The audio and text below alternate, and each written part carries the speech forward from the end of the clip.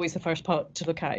If you really feel that you're if you're lacking that growth rate, and then to start to look at internal parasites and minerals. Okay, I'm going to share my screen. And apologies to anyone that ends up watching the recording. I forgot to hit record to start with, but we haven't missed any of Emily's presentation. It's just the polls that you probably won't be able to see on the recording anyway. So but over to you, Emily, and I will bring in questions as we get them in. Perfect. And can you just confirm, Katie, that's the screen up? Yeah, I can see your screen. Yeah, all good. Brilliant. Excellent. Thank you very much.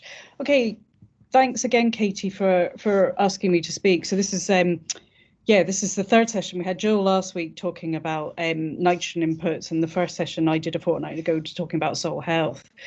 This week we're really looking at feed inputs, and I'll also add actually, because next week I'm going to be covering grazing management, so there might be some little bits that I'd rather go into more detail next week on grazing management, but we'll set the scene on the key things about reducing purchase feed requirements in here. So I thought I would start the presentation. I quite like these graphs as a way to show the value in our pastures, and particularly in grazed grass. So this is data from Ireland, which is looking at spring calving calf to weaning system with 4.5 months of housing. And this is what the proportion throughout the year, this is what the proportion of the diet looks like. So we can see here there's 73% of the diet comes from grazed grass, 26% of the total diet comes from silage, with only 1% coming from concentrates. Now, look at the cost looks like. So when you apply the cost to those proportions, we can see that although grazed grass provides 70% of the diet, of the total diet into that system, it's only 45% of the costs. And we can see although concentrates are only 1%, they're actually 5% of the costs.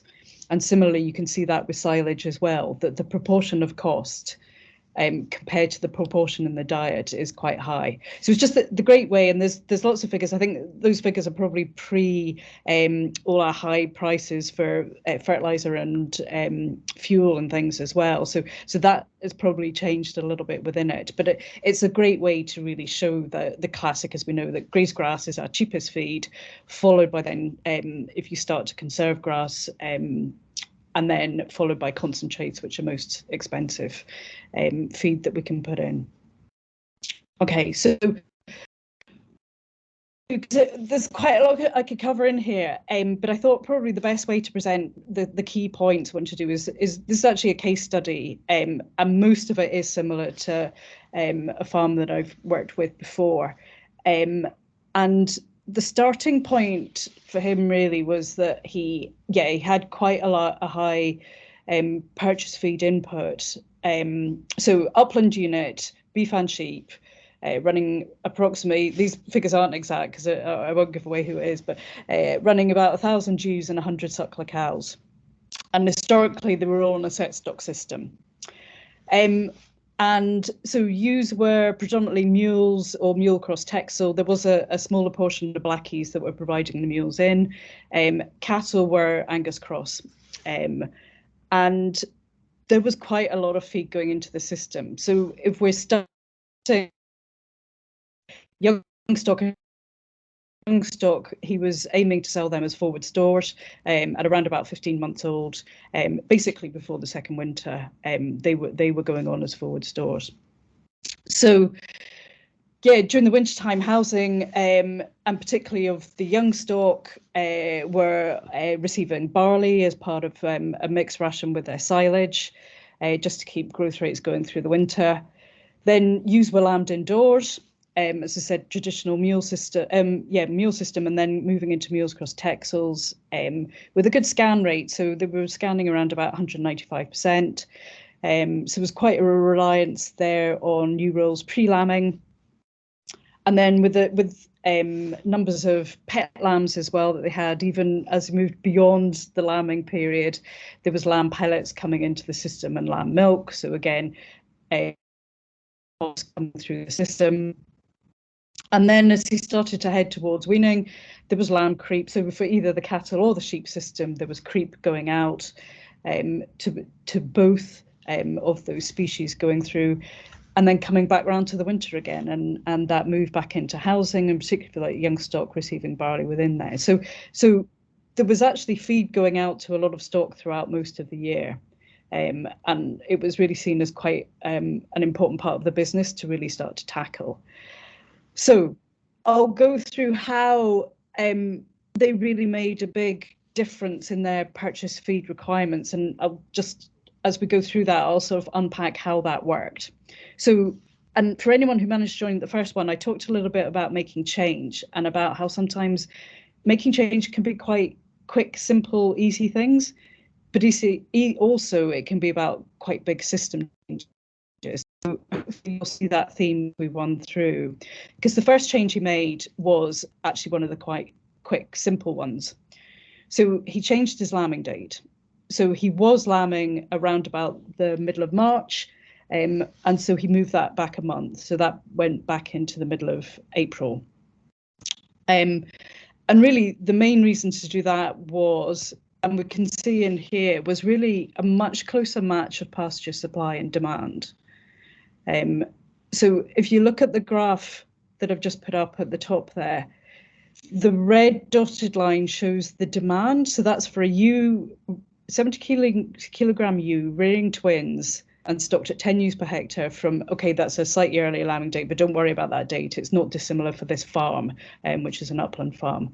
So, but what we can see is that red demand curve is actually sitting well ahead of the supply curve. So what that means is there's quite a demand on supplementing those ewes during that period until that grass growth really comes going.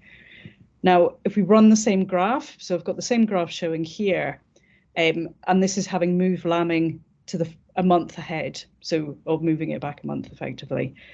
And all of a sudden you see how much closer that grass growth curve is fitting with the demand. So this really helps relieve the pressure on, and particularly post-lambing as well, just that period post-lambing, that those ewes in theory can be going out straight onto grass without any additional supplementation. So all the work's done beforehand. So it hasn't completely got rid of the requirement for feeding concentrates, but it's actually really changed. It's making that better use of that pasture to be able to supply the ewe with the feed that she needs. So that was a 55% reduction in ewe feed. Also, as a result of that, there was no impact on his scanning percentages or lamb growth rates. So obviously the lambs are slightly younger effectively because they were born slightly later in the year, but he was still achieving those same lamb growth rates, and he's taken a lot of cost out of the system.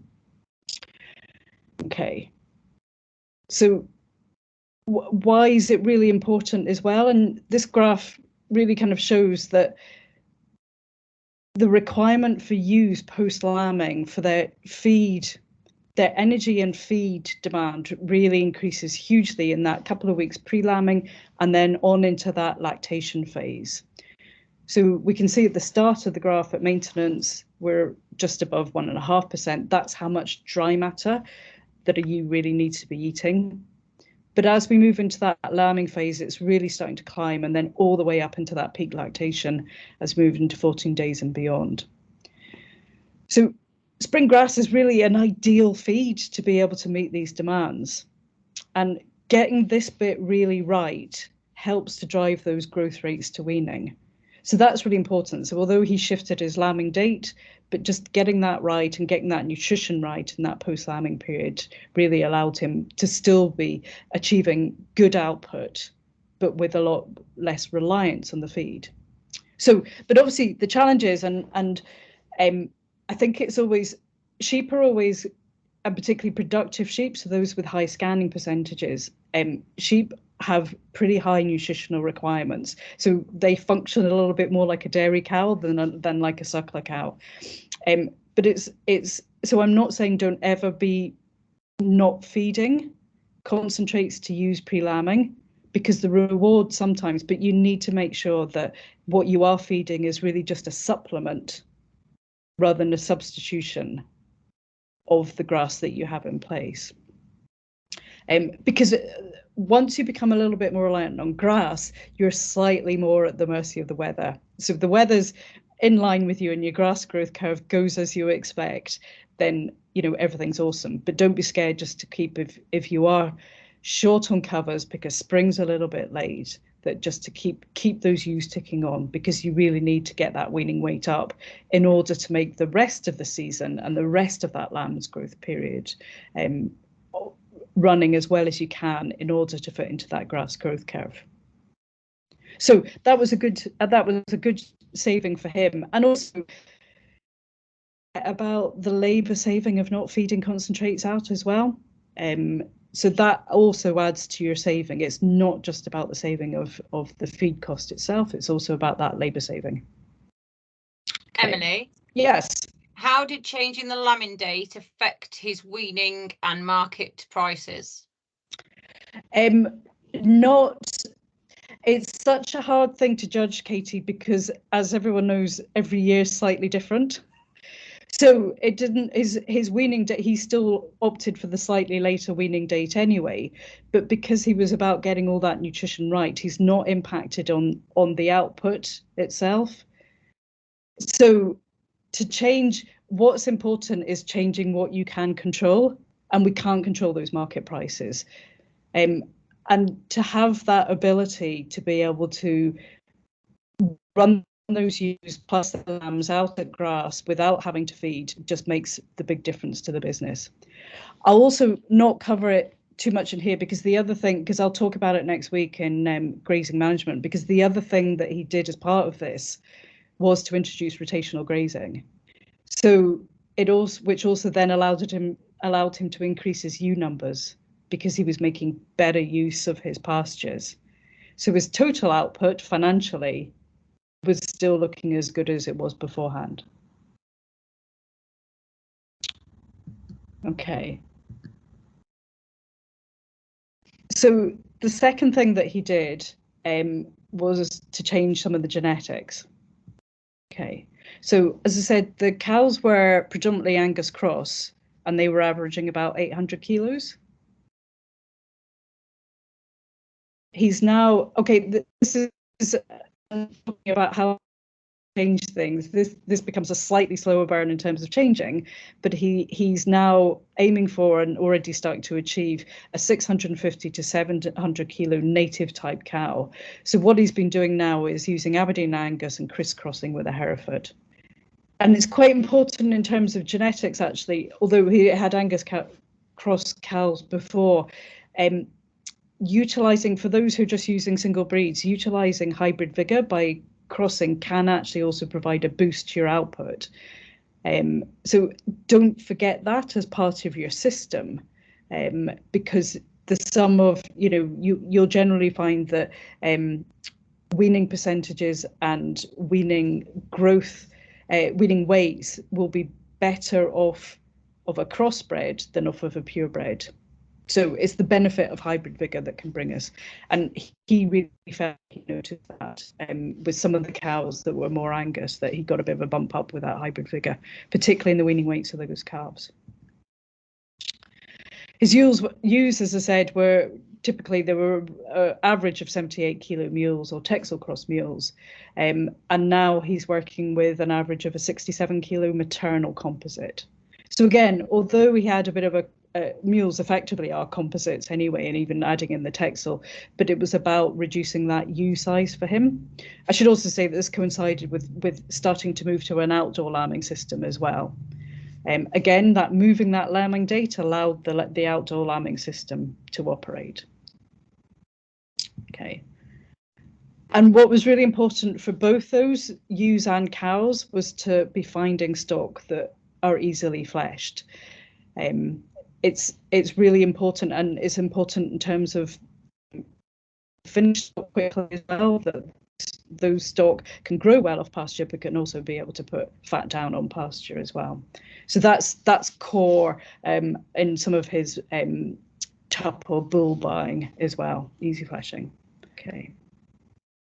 So why was that important, and why? So changing the breed, but predominantly about changing the genetics, was also about changing the mature size of those ewes and cows. It's important to remember that your pasture effectively has a commercial value. And your profit is driven by the unit cost of the pasture, i.e. how much does it cost you to maintain that pasture. So that can include things like your liming, any reseeding, any other costs, fertilizers, etc. But versus the return from that pasture. So you need to see a pasture really as a commercial entity within the business. In beef cattle systems, 70% of the total energy that's consumed by beef cattle as a whole goes to maintenance. So this is the drive towards having slightly lighter breeding stock within, because a lot of energy from our pasture systems and from any of our systems is actually just going into maintenance. And so the challenge of maintenance is that it actually isn't what we can't sell anything off of that. Okay, it's almost like a sunk cost. It's the cost that we have to keep going in order to be able to have the system operating. In calf to weaning systems, cows will consume 80% of that total feed requirement. So the feed requirement for a cow to rear a calf to normal weaning of about 6 months, the cow is actually consuming 80% of that annual feed requirement. So again, we're putting a lot of emphasis here on the cows, but again, this is also one of the reasons to be looking to reduce that at that mature size. Then obviously, if you're in a calf to finishing system, then obviously there's more pasture going into finishing calves, but that switches so that the cow is actually only consuming 50% of the annual feed requirements. But obviously how your system works, because not everybody in this farm in particular is pretty upland farm, and it wouldn't be somewhere naturally that you would necessarily have the scope to be able to finish stock, although he could at least take them to forward stores. So he could still put quite a lot of his kilos of dry matter that he can grow as pasture into growing kilos of live weight that's a sellable commodity. So it's just really, that's what that's trying to show, is just thinking about the costs to your business and maintenance of those breeding stock, and how can we be making sure that the pasture that you are growing is effectively trying to drive output, i.e. income, and then profit. And we can see here, so this is a chart that comes from New Zealand, and I'm just going to reiterate the point about maintenance as well. So here we can see, actually also starts bringing the growing stock and about having really good targeting high growth rates within stock.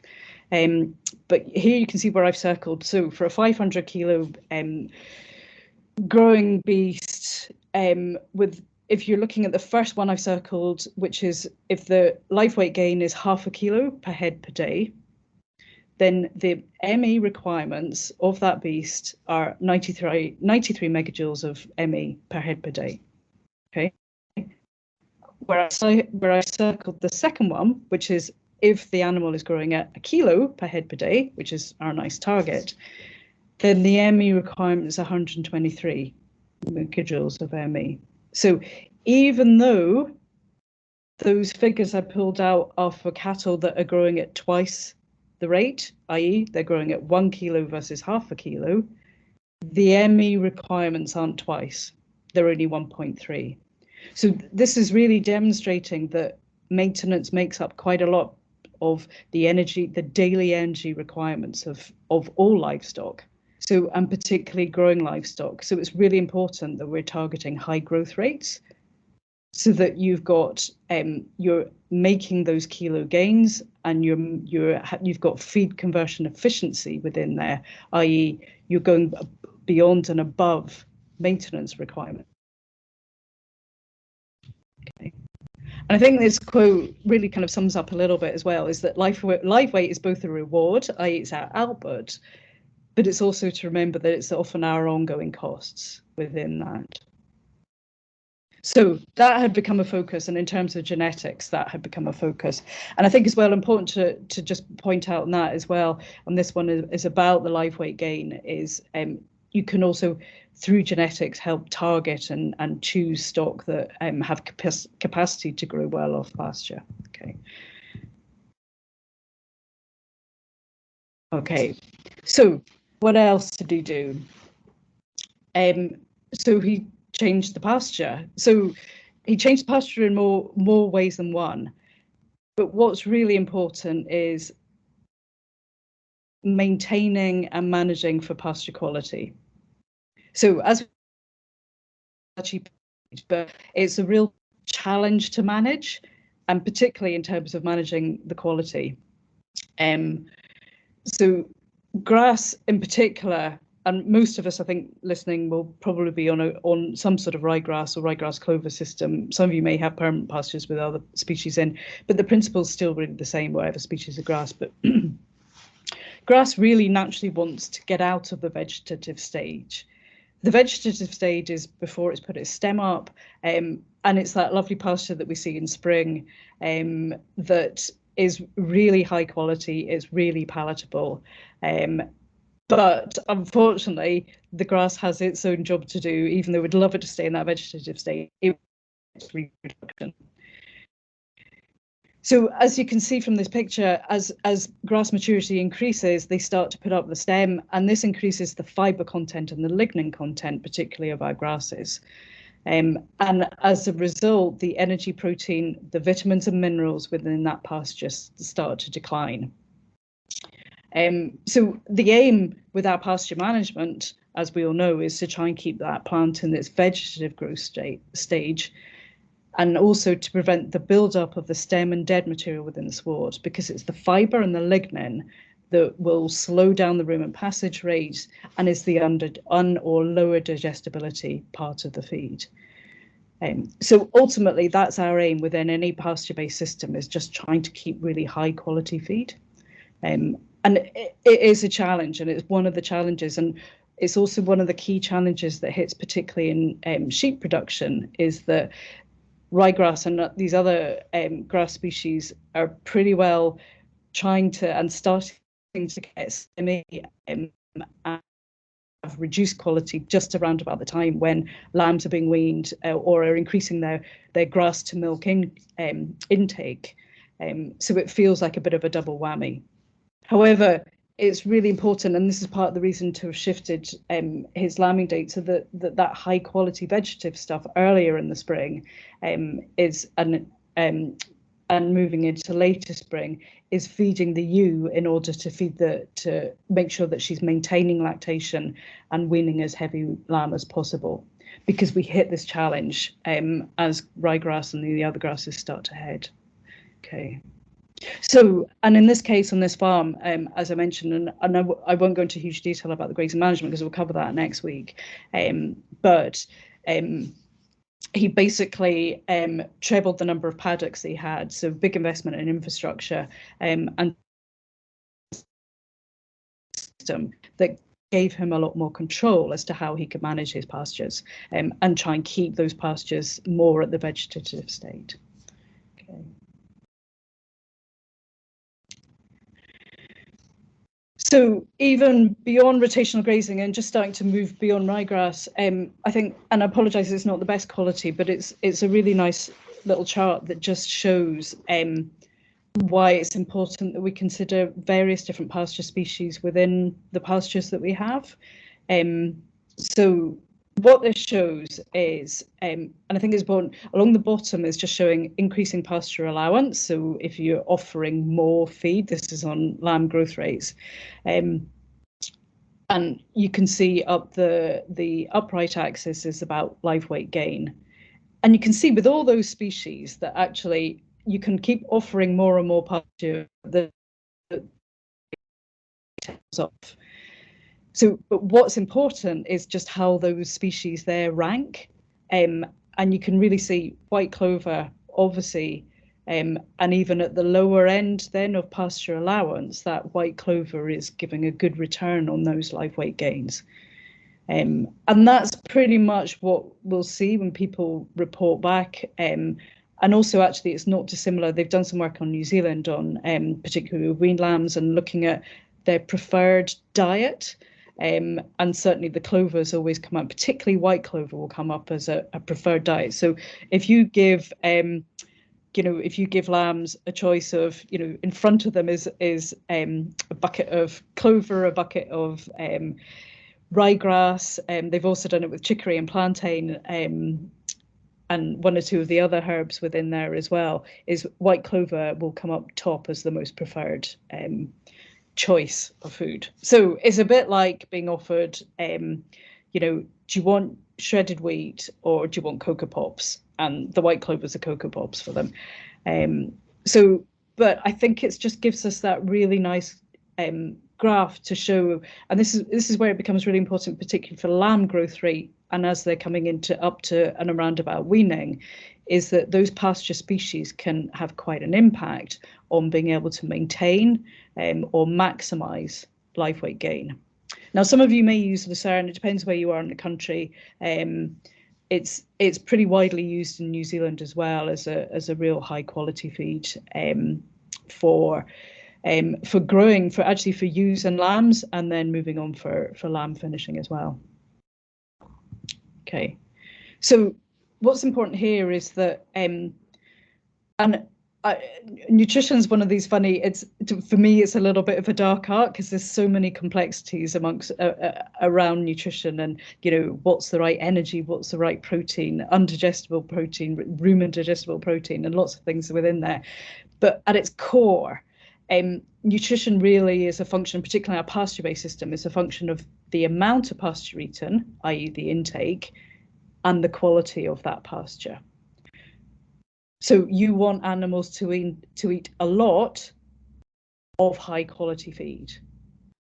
And I think what that chart starts to show is that pasture species like clover, there's a lot of legumes in that list, allow livestock to, and particularly lambs, to be able to eat plenty and it's high quality.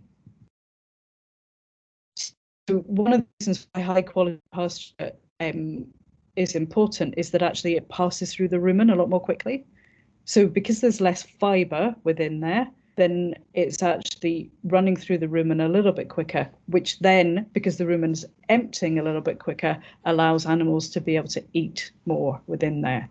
So it's like you get the double whammy. High quality pastures, not only do they have high energy, a high useful forage for them, but also, and I missed a space in there, but also our stock can eat more of it. Okay, so that's really the fundamental of why do we need high quality species, and why are our legumes and things really important to enable us to be able to maximise growth rates from pasture. Emily, there's a question just on that, and you may have just touched on it, but is the difference due to greater intake or ME and protein levels in the diet? So it's both. They can eat more, plus it is higher ME. It's higher energy within the diet. And also, let's not forget as well, so the protein, and the proteins where it gets a little bit murky as well, because the other issue, and you'll see this particularly with lucerne and red clover, is that both those plants have chemicals, compounds within them which effectively protect the protein. So although on paper, if you get analysed, you'll see high protein levels in a lot of those legumes, and particularly in the red clover and lucerne. But those plants actually have these phytochemicals, chemicals within them which will actually protect the protein from rumen degradation. So a lot of that protein, although if we get it analysed on paper might look quite high, it's actually passing beyond the rumen where livestock animals can use it. Yeah. And I think, and some of the data looking at this suggests as well that what that allows to happen for stock is that because the proteins are protected, so proteins are made up of individual amino acids. So an amino acid will be something like methionine, lysine, and there are key amino acids which livestock can't make themselves, or the rumen bacteria can't make. And because they're protected, those amino acids then are passing into the hindgut. So effectively the animal gets a slightly different protein profile into its hindgut because of that protein protection that those plants provide. Okay, sorry, that got quite complicated within there, but it's an important part of really starting to lift the lid on why these plants are really beneficial. And there's another one that is linked to that. How would the growth curve look for a herbal ley? And I know obviously herbal ley can include lots of different species, so I guess it depends what's in it slightly. I haven't seen it, but it won't be dissimilar. You'll see those individual plants sat in somewhere. Probably, I think chicory would be pretty high in there. I'm not sure that it would be above. It'll be pretty close to white clover. Plantain's not going to be quite as close, but the other important thing, and this is where it starts to get a bit murky, because all of these plants, as I said, have different phytochemicals within them. They also have a slightly different mineral profile. So, and this is why herbal leys can be hugely valuable, because they actually provide a mix that it's the diversity of the energy content, the protein content, but all the minerals within there as well. So plantain in particular will have, it's quite high in calcium. So it's brilliant, and we'll touch on this later. It's a really great feed, and it is digestible as well, but it's probably not just quite as digestible as the clovers. But with that high calcium content within it, it makes a brilliant feed for use during lactation, because it's supplying plenty calcium as part of the milk production. So it gets slightly more complicated, but in terms of its digestibility, the herbs, their digestibility, they're all high up, and they'll all be above ryegrass. And I've got a good chart later that will help show that, actually. So flick through these because I've already done them. Yeah. So what is it about clover that leads to that improved livestock performance? So this is the slightly science bit, but this is effectively what plant cells look like. Okay, so all plants have a cell wall, and that cell wall is made up of fiber. Okay, so that cell wall is actually, it provides some of the rigid structure to a plant so that it can hold itself up. And obviously as plants mature and they put up a stem, the fiber content increases. So if you imagine a ryegrass stem and it's holding up, and even other grasses like timothy and things as well, holding those stems up, they need fiber within to be able to hold those stems up as they get to that reproductive phase. So they increase the fiber content of their cells as they mature. What we're really keen on is, well, two things within that. Actually, the first thing, I'll go back just the fiber. So not all fiber is undigestible. Okay, so sometimes you'll see on your feed analysis, the fiber will be split into something called NDF, which is the neutral detergent fibers. This is the fiber that can actually be broken down quite easily. It's the ADF, acid detergent fiber, which is the really stemmy, that's the lignin stuff, which actually isn't digestible by plants. So the NDF, if you imagine, you know, when we eat porridge and things, we ourselves eat some of these kind of more fibrous cereals, or it's like eating brown bread versus white bread, is that we actually can deal with some of what's in this more fibrous stuff, but it gives you slower release energy. So NDF is actually quite important stuff, but it can go too high. Once it's up about 45%, 50%, it's starting to go too high for the animal to deal with. But it is important when it's lower below that. The other bit, which I've got in blue in here, is the cell contents. It's the proper kind of sugar hit. So it's all the protein, amino acids, sugars, starches, and fats.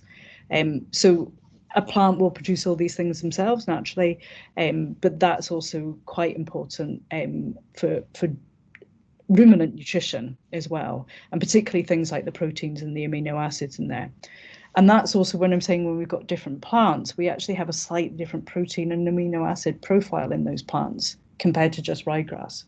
So that's also why we see the benefit of ryegrass versus ryegrass white clover mixes, i.e. the clover brings us more, and then the herbal leys bring us even more benefit as well.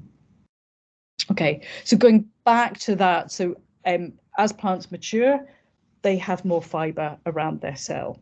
And it's really that high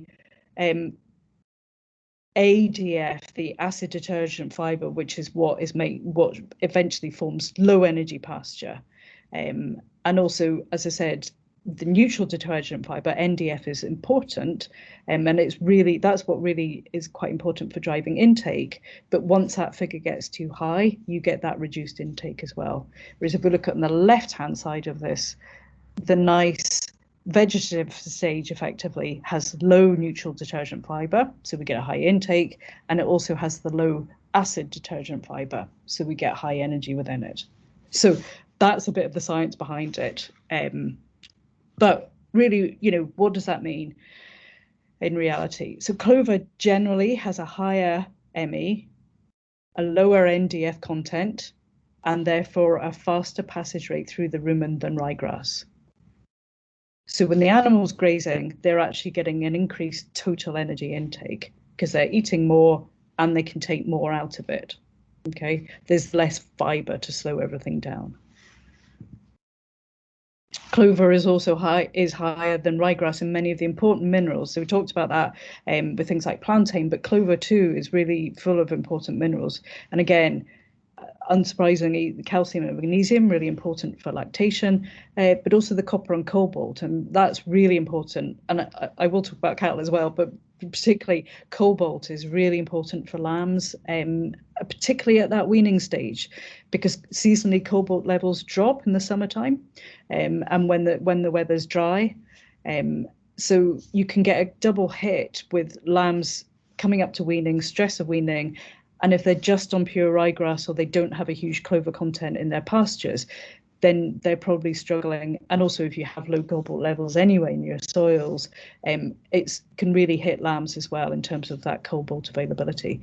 So they aren't, the herbs and clover, those cobalt and some of these mineral levels aren't necessarily a fix, but they can help to boost levels of these key minerals as well. But in order for clover to have maximum effect, you really need to have a clover content of around about 30 to 40% of the clover, of the sward needs to be clover. Now, what that looks like in reality is when you look down onto the sward, it should look like more clover than grass. And I think I should have a picture. Emily, a question's also come in. What is the live weight gain per acre?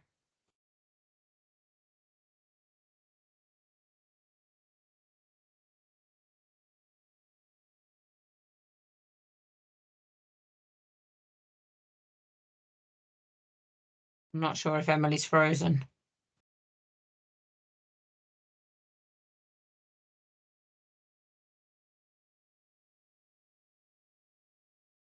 I'm hoping Emily will return in a second. As you probably noticed throughout, there's been little breakups because she's up in Perth and the signal's not great, although she is in a hotel to get better signal than what she gets at home. But if you can just bear with me, I will just try and ring her and just check that she realises she's broken up.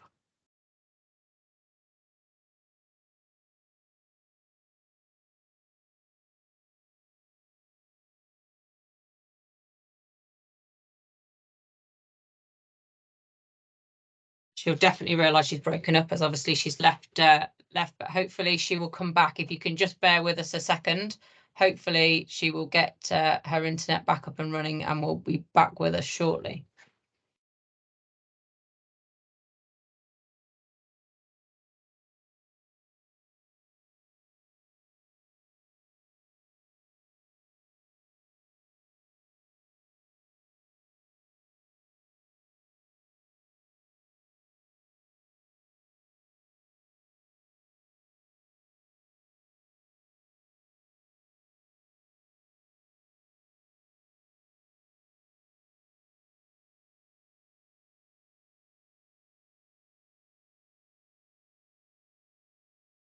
Emily, I think you're back with us, but I think you're muted. So hopefully if you can unmute, hopefully we'll be able to hear you again. Yep, I am here. Katie, can you hear me? Did you? Yeah, I can hear you. Did you want me to share the presentation? I should be all right now. Is that it? Yeah, try yes. again. my apologies, it dropped off for some reason, and then I can't see to connect. Hello, I'm back in the room. Okay, so where are we? Yeah, we were saying, weren't we, before? I'm not sure exactly when I dropped off, but yeah, you need to be having that 30% clover really to get that maximum effect. You know, and when you see a picture of that, that's lovely lamb feed coming through there. Emily, Yeah. you're not sharing your slides. I don't know. Oh, one of the farmers has suggested if you turn your camera off, maybe hopefully you'll get better bandwidth. yeah, yeah. To hopefully not lose you again. Exactly. Because I was just asking you a question of and I'm not sure how much you heard and how much when you broke up, but what is the live weight gain per acre comparing clover to herbal lays, comparing ryegrass and white clover?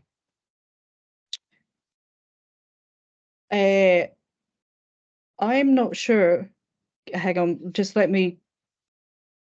Katie, what screen have you got up at the moment? You can just see me. It's not the presentation. It's the meeting, but it hasn't got the presentation on it. Okay. So you are sharing definitely a screen of yours, but it has got the presentation. Looks like it's behind. There we go. Yeah, we can see it again. Okay. Yeah.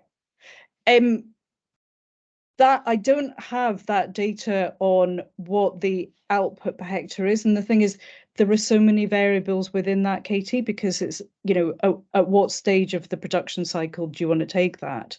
I think the challenge with these plants, though, is that they are they're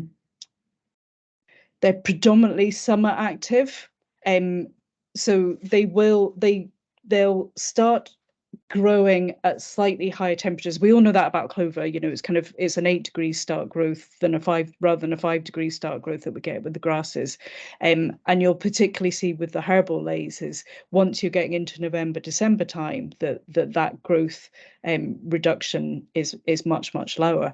What it does allow you to do, though, is yeah, because you can grow stock really quickly on it and it's really high nutritional value, is that it allows you to really rapidly grow lambs in particular through the system.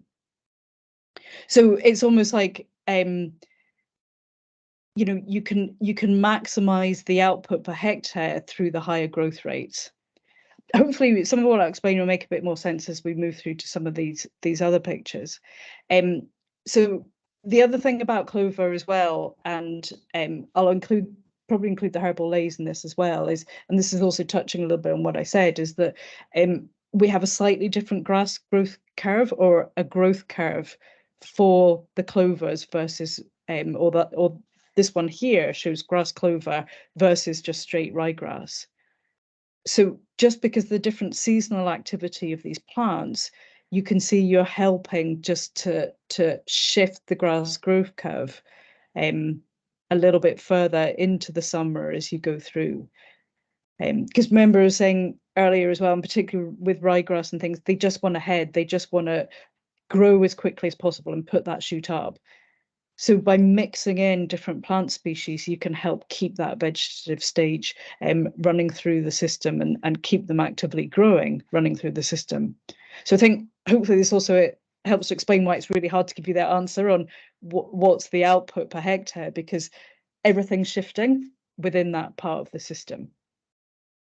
Okay. And I will just... Okay. So yes, so we introduced more clover into the grazing pastures, so predominantly ryegrass, white clover, but just making sure that it had the higher content of clovers within there. And also what he did, and we've been talking about herbal lays, Lucky, but he also started to trialed using herbal lays, particularly plantain clovers. Remember when we were talking about earlier about having ewes and triplets, and also actually he tupped hogs as well. So he would run ewes with triplets or hogs with twins on herbal lay, and particularly plantain is a good lactation feed, as I said earlier. So that putting that particular species in enabled him to try it. Now, with a caveat though that it is really challenging to manage these herbal lays. So it might not be for everyone, but all the work out of New Zealand, Massey University in particular, shows that it's a great crop. And I'll also add, actually, in New Zealand, they don't put any grass species into their herbal lays. So their herbal lays are literally just chicory, plantain, red and white clover. So they tend not to hit that, and they definitely see it as a summer dry, lamb-focused crop. So they don't tend to hit the issue with that really stemmy pasture. Now, in New Zealand, they can do it reasonably easy because they still have sprays that they can use to spray the grass out. So they have pretty good persistency on their herbal lays, because they don't get that ingress of grass.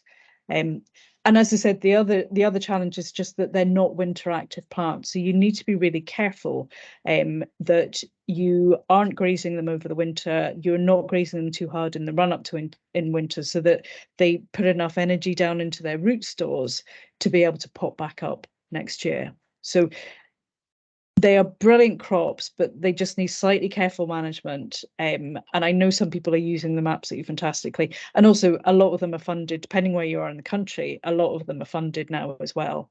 But persistency really seems to be the key issue within them. And that's the hesitation that some people have with them. However, Emily, as I said, yes. Someone said Herbal didn't make good silage. Should they be using it for silage? Yeah, I've got herbal lays on farm, and I have made silage 3 years off of them because I found it they do absolutely rocket in growth in around about May, June time, and provided, so don't cut, ideally be cutting the crop much like when you're doing your ryegrass and clover mixes, don't be leaving it too late to cut. So you don't want a massive bulk.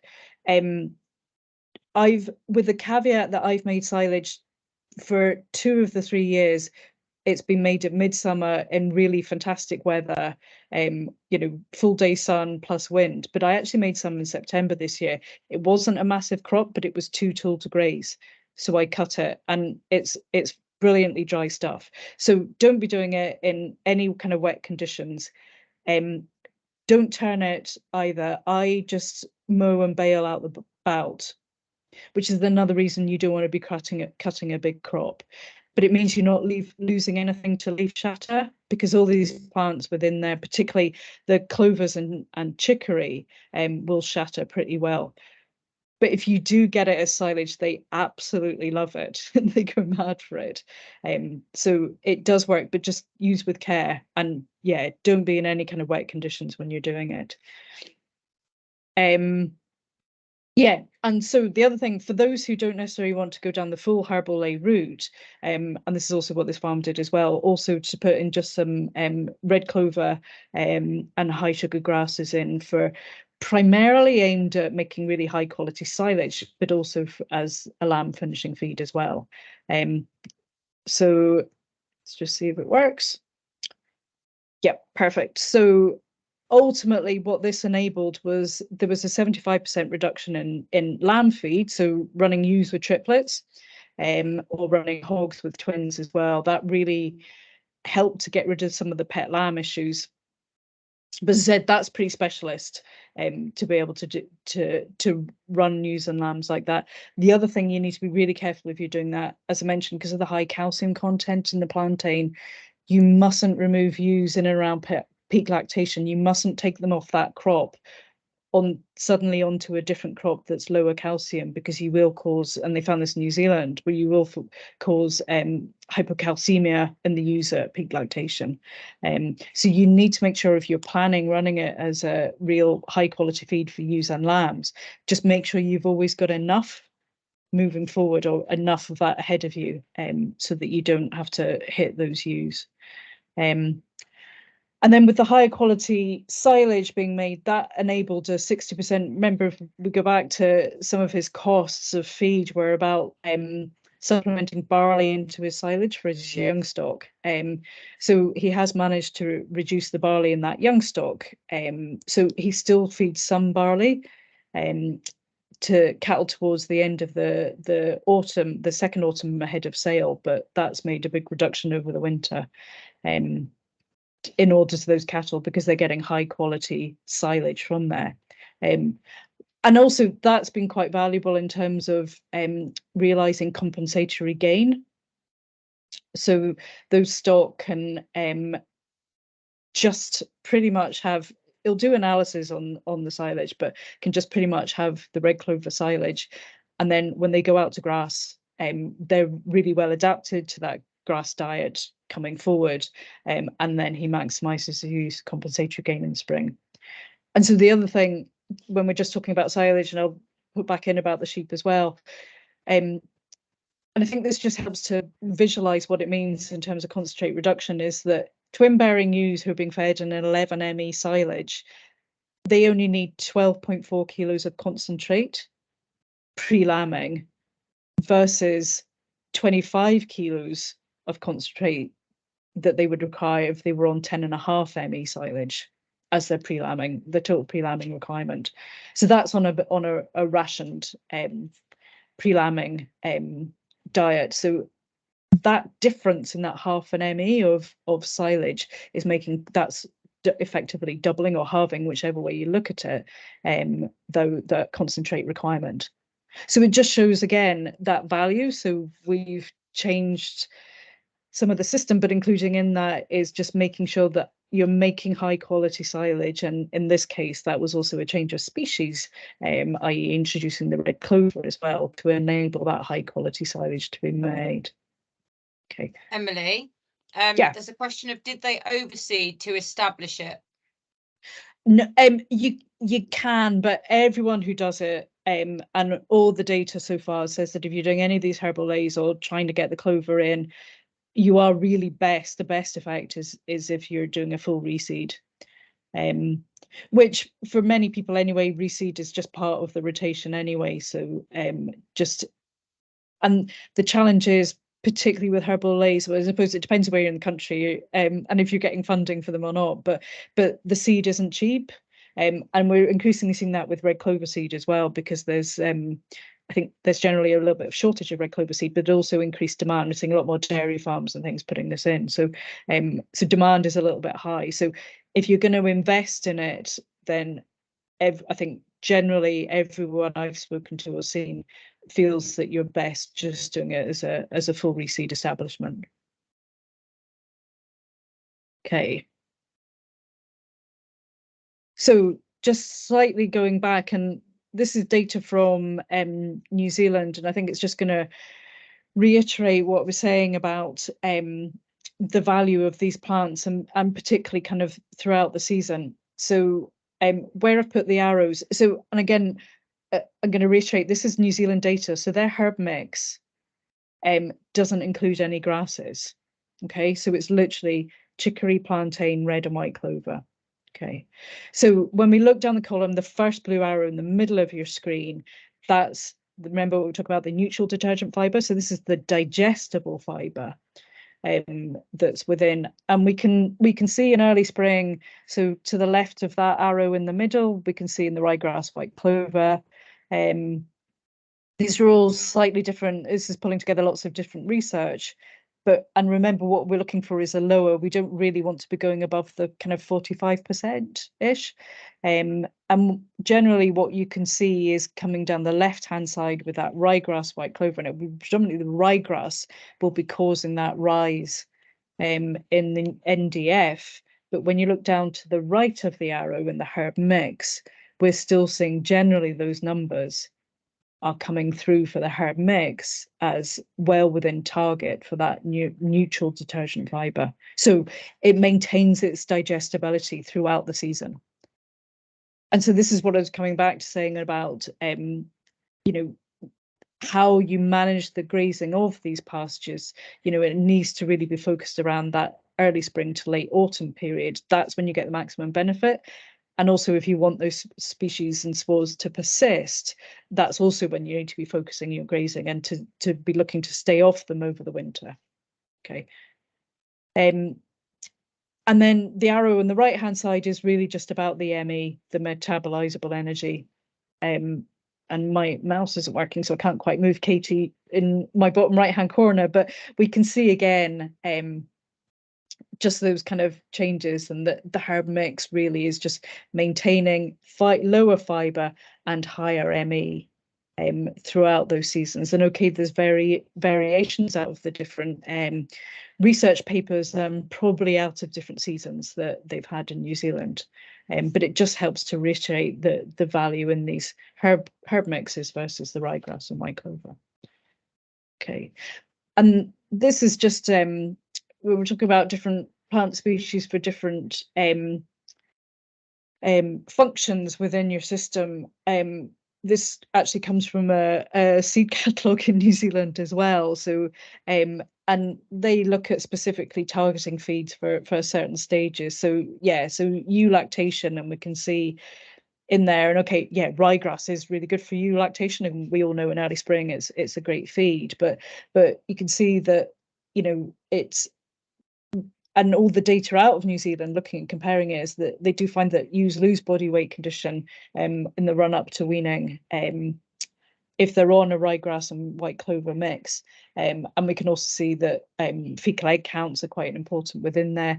But as soon as you start to go down the list, if you're looking at equitane, which is plantain within there, that yeah, they start talking about everything they're talking about. They get increased land growth rate. So the most they've seen is a 75% per day increase, and a high proportion of lambs at weaning, and ewes that tend not to lose condition as much when they're on these plantains and other herbs within there. And again, and then so red clover is one that sits within both the kind of post-weaning growth and eulactation. So it's a great feed for being able to support both ewes as lambs growing forward. And then at the bottom there's more, just because this is in New Zealand and summer dry, is that they do use, quite a lot of them will use summer brassicas.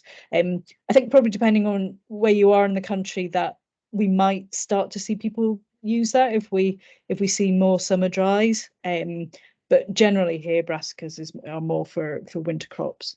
But I thought that was just quite a nice chart that really starts to show how targeting different plants and different species for different aspects of production quite important. Okay, so we're kind of getting through there. So really, I think growth is driven by quite a few aspects, and I haven't touched on the parasites and the minerals and things, because that's, you know, we'd need another whole couple of sessions on doing them as well.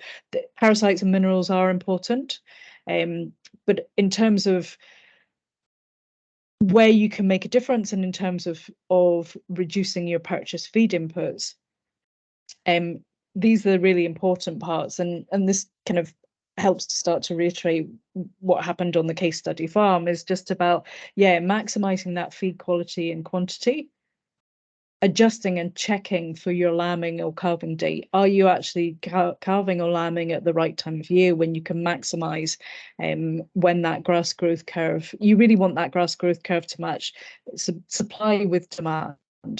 That will enable you to be able to make the most of your pastures. And yeah, within that as well, genetics and things, making sure that you're selecting stock that are well adapted to be running off a pasture, that can grow well, that can flesh easily. And as I said, I'll not talk too much about the mob size and stocking rate, because we'll cover that next week on rotational grazing. And I'd probably also put in there maternal body condition score and nutrition. I'd probably start to put that in towards our genetics as well, as I said, easily fleshed animals. Okay, so just as a reminder, what were the key changes on farm? Change of lambing date, as I said, just matching your supply and demand curve. And it's quite easy to do. That's just a case of putting the tops out later or earlier. But that's more if you're already sitting at a late lambing date. Changing the genetics. Yeah, so as I said, just making sure that you're utilizing genetics that can make the most from those pastures. And then changing some of the pastures, and I put some of in brackets because it's important. Yeah, ryegrass and white clover are still really good pastures for our production systems. And one of the benefits of them is that they are pretty winter hardy. So they're still really useful parts of the farm to be having for wintering ewes. And yeah, particularly if you, even if you are out wintering cattle as well, you know, we can defer grazing, we can do other things with these areas, but they're still starting to see a lot of people putting in a lot more herbal lay, but I think that can become a challenge. And I know in New Zealand, they don't, the maximum herbal lay they'll put in on the total grazing platform is only 20% because of the restrictions of winter grazing.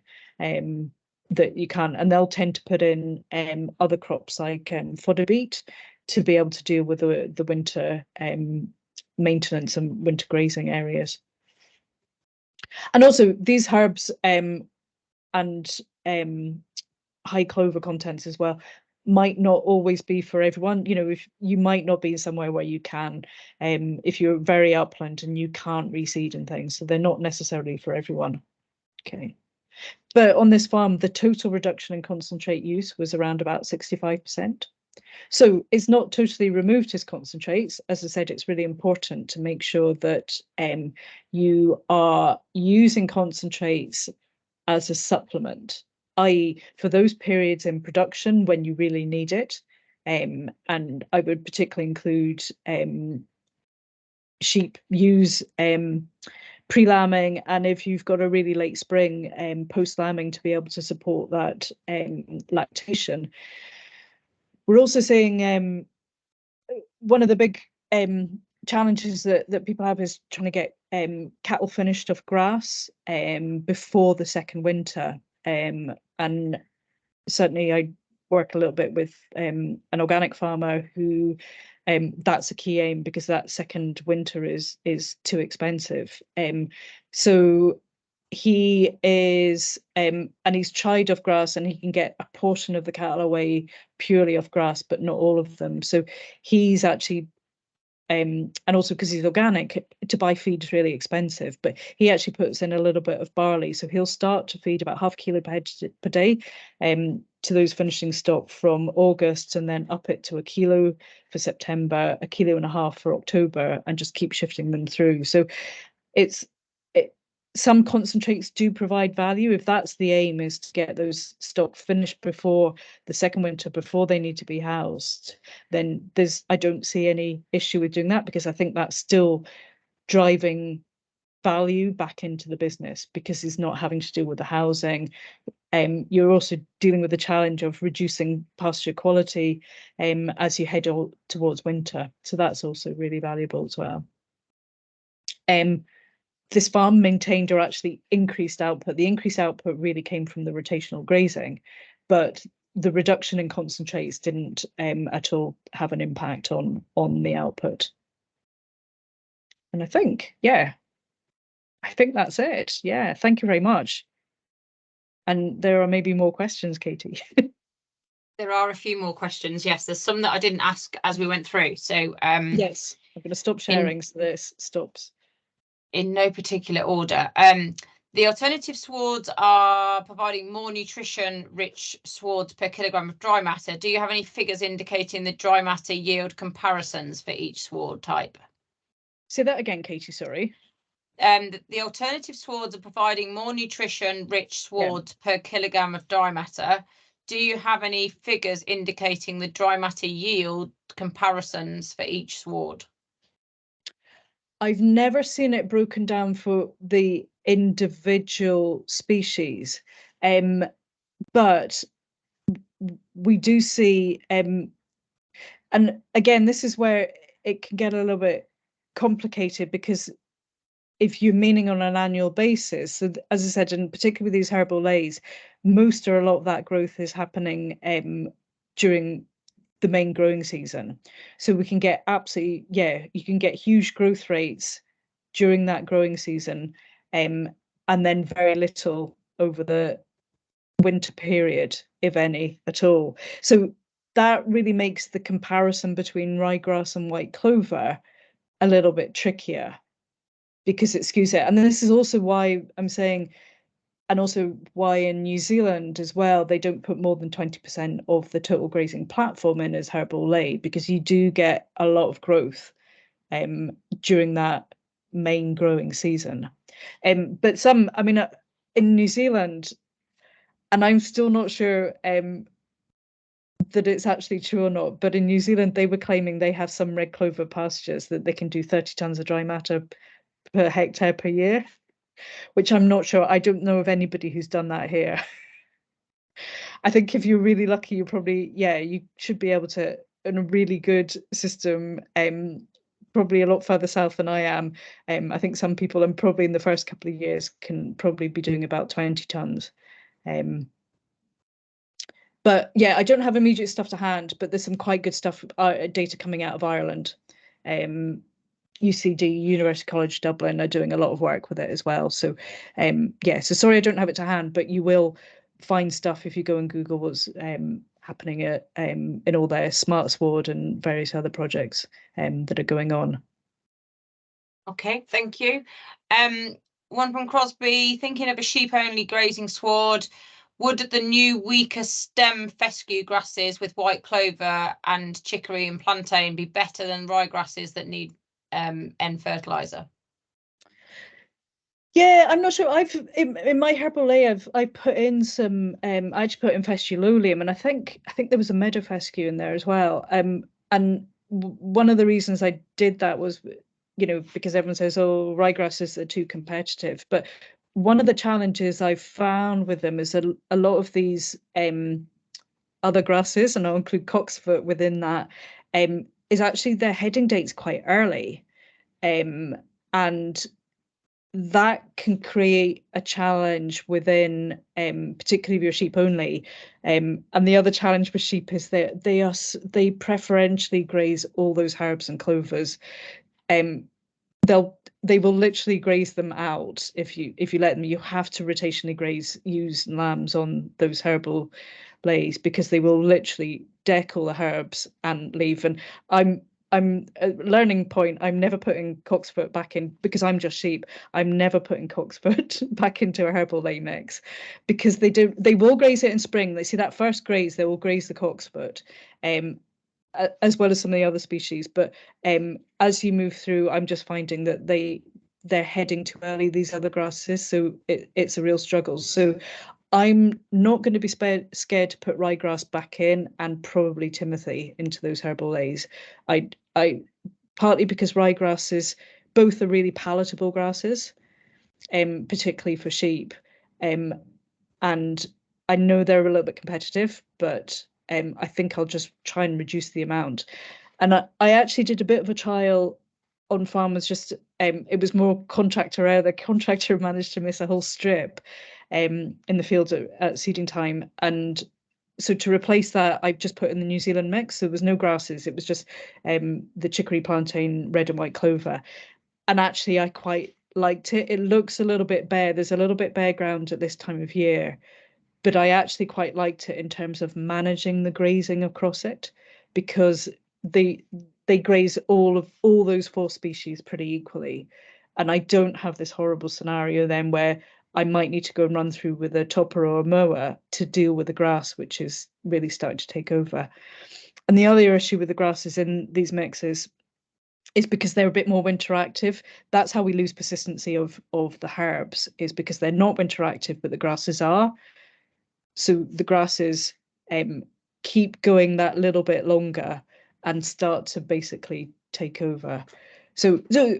But I should add to that, there's two ways you deal with them, and I know some people just deal with them and they accept that they're going to lose all the herbs out of it, so they make sure that they've got a good ryegrass white clover base to that mix plus herbs, and you just manage it how you want, and you accept that after years 2 or 3 you won't have much herb, you won't have much chicory or plantain left within that. So there's two ways to look at it.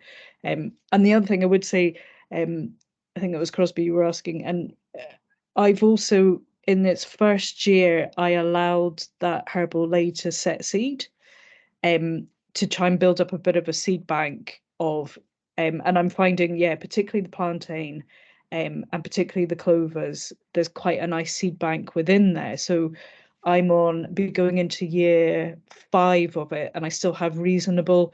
I'll see what it looks like after this winter. It's already it doesn't look great at this time of year, but I've already got reasonable. I don't feel I've lost a lot of herbs. I have lost some, but I don't think I've lost so much of the herbs around it. But it's really hard to manage with sheep. They love the stuff, but we shouldn't see that as a negative. We should see it as a positive, and it's just about finding the system that will enable us to slot it really well into the grazing platform. And making sure we remember that we have to treat it differently than traditionally using with grass. And that seeds. becomes the challenge. It does become the challenge, particularly because your pinch periods on farm are winter. And you're like, I need to be able to put stock somewhere. And you're going, but I know if I put them on my herbal A, I'm going to hit that herbal A for next year. So, okay. Another question from Paul. So he's spring calving and lambing, and he's been trying to match his supply curve. Obviously, he's usually got surplus in late May, June when he's taking his first cut of silage, but he's struggling getting the quantity and quality. And then there was a second part of his question. And so he's just wondering whether trying to take a second cut in August, September might provide better high protein for his silage. Not sure. Is that giving you enough detail? And is it ryegrass, white clover sward? Paul, do you want to just unmute? Do you want to clarify?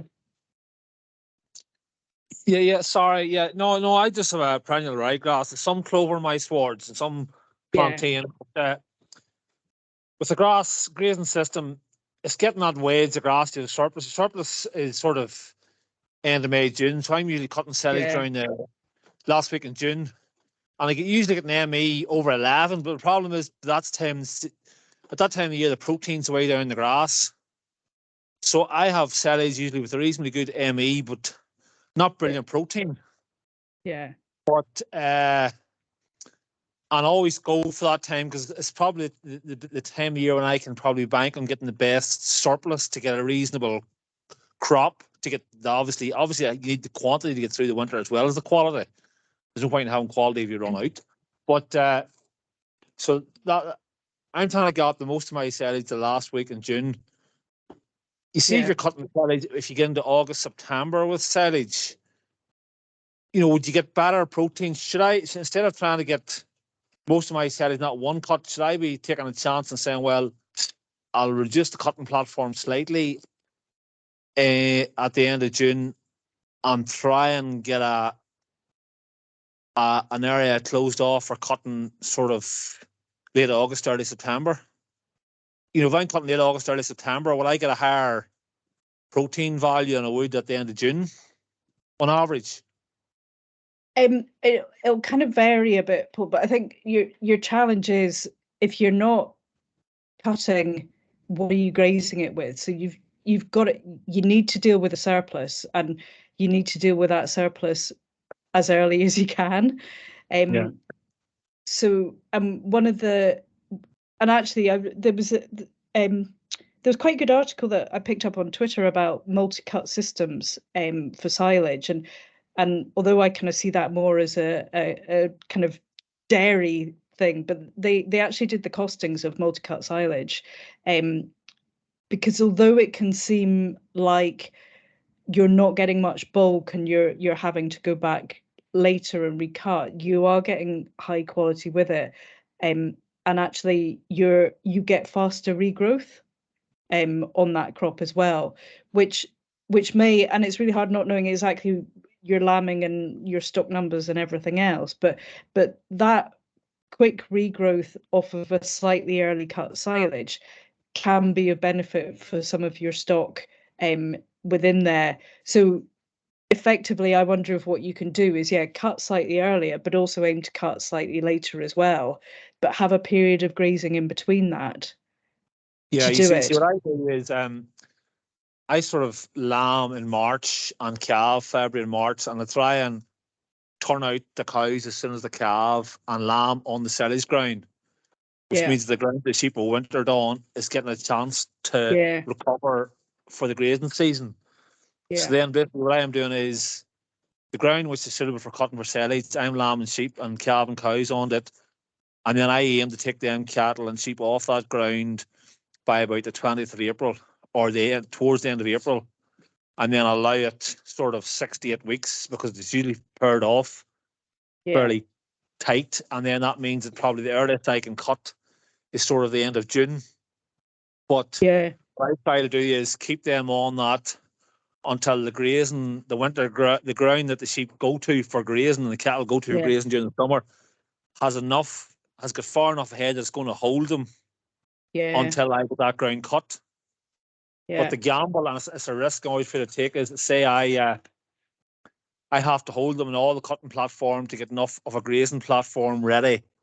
So whenever I take them off that ground and close it off and hope that I get that surge of grass the end of May, June, I Yeah. just can't off that cutting platform. And I'm hoping I get enough surge of grass in that 8 weeks that I get a decent cut.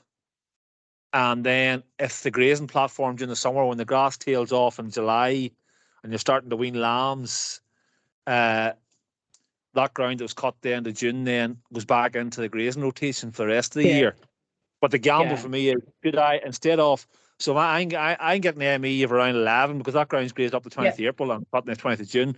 The problem is, Yeah. even though I'm getting a decent ME, whenever I'm cutting in June, my protein levels could be, you know, I'm never going to get up near 15. It's probably going to be maybe 11, 12. Sometimes I might not even get up that Yeah. far. Sometimes the protein could be down 8 or 9, you know. It just depends on the weather and the season, you know. And are you putting nitrogen on, Paul? Yes. What I do Yeah. is once I take the sheep off, I slurry it. Yeah. And I don't go excessive with fertilizer, but I give it a coat of slurry and maybe 2 or 2.5 bags of fertilizer, and then give it 8 weeks and cut it. But it's a gamble of weather. But I find that end of June sometimes you think you have reasonably good quality grass, Yeah. but you're getting to that stage where that protein's disappearing out of it, even though you think it's not too bad. Yeah. Frankly, you get the wrong Yeah. weather when you go to cut it. You Yeah. know, if you get a dull week, a dull, showy week, and all of a sudden the quality's not brilliant. Next thing you harvest it and you go, that protein's pretty Yeah. damn poor, you know. So that's what I was wondering, you know, should I be saying to myself, well, instead of should I be taking a gamble and saying, well, instead of closing off the 100% of that cotton platform, we close Yeah. off 80% of it, Yeah. and Yeah. then the other 20% of it sort of keep it to say to himself, well, I'll haze my bets here and try and get a second Yeah. cut. But if you go for a second cut sort of end of August, early September, because if I go later than that and get into bad weather, I have problems getting a second cut. You know, because I'm a hill farm. But you see if you see a decent second cut end of August, September. On average, how does it compare with a June cut for ME and protein? I mean, if in non-clover systems, it's in theory, it's still, the protein will be linked to the amount of nitrogen you're putting on. But also the ME, etc., is really just is effectively a stage of cutting. So whatever how mature your crop is when you're taking it. But I do wonder if and and I know, and you'll see this with the red clover and high sugar grasses silages, is a lot of people will do 2 or 3 cuts of them, and their early cuts are high energy, low protein, more because the ryegrasses and things are really active earlier on in the season. And then they'll do a second cut around about end of August, and that is the other way round. So lower energy but high protein. So a lot of people then use that and then just kind of mix and match the bales. Are you making bales, Paul, or are you pitch? I try to put it all in a clamp because I don't want a pile of round bale plastic. Yeah, okay. So I do make some round bales, but you see, I'm trying to feed suckler cows and weanlings, so I want protein from my weanlings, and I just want ME from my cows. I want fibre and ME from my cows, but for my weanlings and from sheep, if I give them any silage, I want protein in it.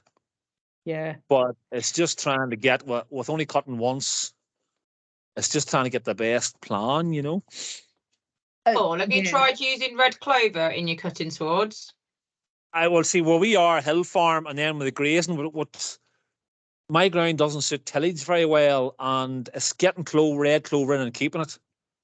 Yeah. You know, I don't have the land to sacrifice fields just purely for cutting and nothing else. So I'm trying to graze and cut the same land, and then I do have decent white clover, but sometimes my white clover you don't see it till the latter part of the year. And as you see, that first cut silage, the clover is dwarfed out of it. Yeah. Yeah. And then the problem with grazing sheep, it's very hard to keep the. You know, I try to keep stock out late in the autumn and get early in the spring, and it's hard to keep on a hill farm. You know, I do have plantain, I do have clover, but if you get a dry warm year, I'll see my clover and I'll see my plantain. Yeah. And if it's a cold wet year, you have to really look for it in the sward, you know, because the grasses beat it. But it's there, but it just depends from year to year which you get the best hit with. Yeah. Yeah. So, I mean, yeah, you've got a couple of challenges within there, and probably one of the biggest one is you've got two different classes of stock that have two different requirements for silage quality. And if you're generally only using one clamp, then that kind of compounds that issue as well. So I do wonder whether in your case then. Well, with two clamps, you see what I try and do Oh, is. do you? Okay. Yeah. Well, if I thought I was going to get. If I thought going to 2-cut system would get me higher protein grass, Yep. you know, I can't keep it separate. At the minute, I'm a clamp analyze silage all day, and the bottom half of my clamp sitting with a protein value 8.6, and the next layer up is 13.7, the top layer is 15. Okay, yeah. But that's just three different, you know, that top field was a field that was, you know, a surplus field that I managed to get later in the year, and that's put me in the notion of the second cut. Yep. That was just a surplus field that had 6 or 7 acres, and I got it put on top of the clamp. Yep. But I think, you know. I mean, I think don't be scared to try that if you, cutting back a little bit on that initial cut to enable you to try it later. But what you don't want to do is be cutting, you know, you always still want to aim to be cutting before that ryegrass is really mature. You don't want to lose ME on it, basically, as you go through. But if you can manage, and it's really hard for me to answer, Paul, without seeing your whole system and visualizing it, but if you can manage to do that within the grazing platform, you know, maybe by adjusting how you take those surpluses, then you might find. I mean, you kind of almost started to answer it in that second part by saying you've got the higher protein on that later. That's what put me in the notes, and that's why I asked the question tonight, because I had used to go on a 2-cut system, but then there's too much pressure trying to get the second cut, and so I just went for that 1-cut system, and it was working well for me, but it got my eyes open there when I took a silage analysis, because I was visually the top layer looked better, and then I thought some of the stock wasn't performing as well on some. But it's just was trying to. Then when I did that, I thought to myself, well, maybe I should be revisiting what I'm doing here and trying to change it so that I'm taking a second cut to try and get that. Yeah. You know, obviously the first cut, no matter what way you do it, your first cut's always that wee bit stemmier than an after cut, you know. Yeah. But We've got a couple more questions, so if we just bring these last few questions in. What about weed control in mixed sward species? You don't have many options, sorry. It is a real challenge, and it depends on your starting point. Generally, and I think also this is also, and it could be some of the slight hesitation of doing full reseeds, but generally try it if you can in one of your least weedy fields.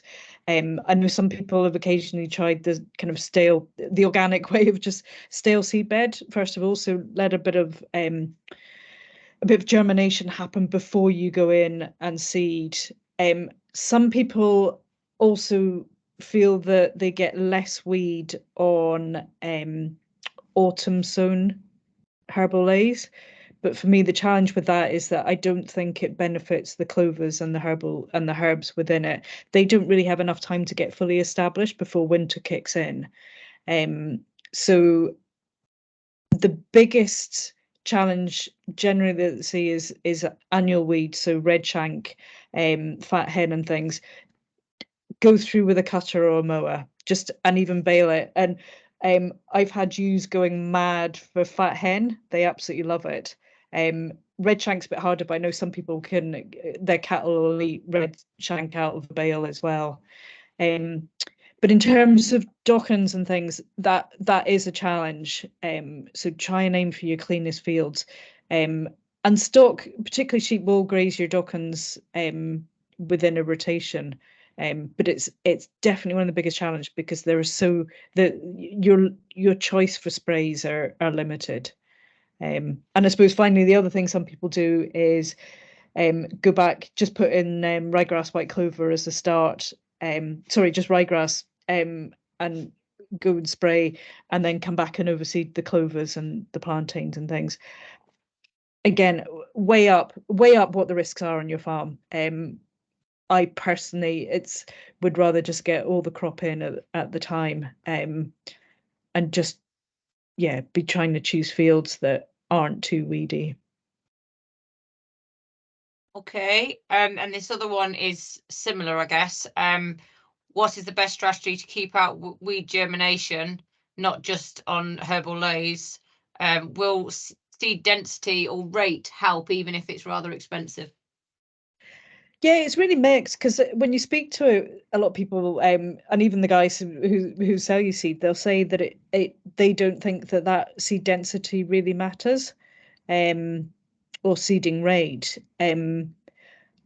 Generally, I think what I've seen best established, I mean, obviously in terms of, how do you minimize weeds, is basically you want as much of what you sow to be germinating as possible, and to be germinating as quickly as possible. I've seen some people who will cross drill, so drill one direction at half rate, and then go slightly at an angle, not necessarily completely opposite direction, slightly at an angle, so that you're effectively putting more seed, although it's at half rate, you're actually just trying to make sure you're getting a much better spread of seed across. But obviously that then increases the cost of doing that, because you're doing 2 passes. So it becomes a real balance between cost and benefit of doing that. Broadcasting, the other thing, particularly with these herbal lays and clovers, is you can't put them in too deep. So broadcasting can be beneficial sometimes, or I mean, certainly at home, just use a Picos, which will just basically drop the seed pretty much on top, and try and roll it as quickly as possible. I've occasionally seen some people try to put in a crop first, such as really fast growing things like vetch or buckwheat. It tends to be more sort of arable type units that are using them almost like a cover crop initially to quickly put up a lot of biomass that then they'll go back in afterwards and destroy that biomass, or bale it and then go back in afterwards. So it's a little bit like the stale seed bed technique, but it's a challenge moving forward. And the other thing is, to allow these plants to persist, it's really important to be careful with those first grazing. You need to let those plants get established as well as possible. And actually, I won't share it, but some of the work they did in New Zealand is about how well those plants persist. There's a difference of kind of first grazing at 8 weeks, they were still only getting about 60% of the plants of the plantain and chicory, and only 50% of red clover, if they were grazing within 8 weeks of establishment. But if they shifted that to grazing for 12 weeks after establishment, those numbers were sitting up around about the 80%. So, and again, higher if it's a really long graze, if it's about kind of 16, 18 weeks. So it's really important that you're letting those plants establish. They all have slightly different root systems, and red clover is pretty tap rooted, as are chicory, and plantain's got quite a good root as well, but it lets them get their root reserves well established. before you then go in. So it's actually just helping as well that plant not disappear after the first grazing, which leaves a space for weeds coming in. So they do now, and yeah, they do need managed with care to enable you to do them, to manage them.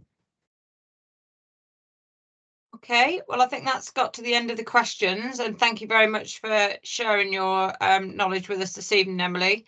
Hope everybody has found some things to go back and look at on your system and things to maybe tweak and adjust. And hopefully you can all join us next week. I'm hoping probably most of you are signed up, but if you're not, then do just let me know and I'll make sure you're signed up.